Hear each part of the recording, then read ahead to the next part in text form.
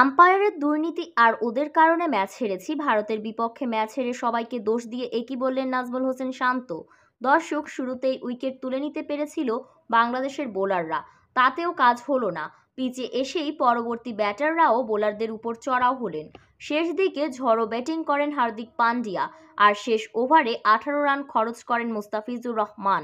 এতে 5 উইকেটে 196 রানের বিশাল পুঁজি করে ফেলেন ভারত। অর্থাৎ বিশ্বকাপে টিকে থাকতে হলে বাংলাদেশকে করতে হবে 197 রান। আর এই লক্ষ্য নিয়ে ব্যাট করতে নেমে 13 রান করে আউট হন লিটন দাস। এরপর Tanzid Tamim 29 run, Towhid Hridoy 4 run, Shakib Al Hasan 11 run করে আউট হন, যার কারণে ম্যাচ থেকে ছিটকে যান বাংলাদেশ। এভাবেই একের পর এক আউট হতে থাকেন বাংলাদেশের ব্যাটসম্যানরা এবং শেষ পর্যন্ত পরাজয় নিয়ে মাঠ ছাড়েন বাংলাদেশ। এদিকে ম্যাচ হারের পর অধিনায়ক নাজমুল হোসেন শান্ত বলেন, আমাদের বোলাররা ভালো বল করতে পারেনি, যার কারণে ম্যাচটা আমাদের থেকে হাতছাড়া হয়েছে। আর আমরা ব্যাটসম্যানরাও তেমন ভালো করতে পারিনি, যার কারণে ম্যাচ হেরেছি। আর আম্পায়ার কিছু দুর্নীতি করেছে আমাদের সাথে।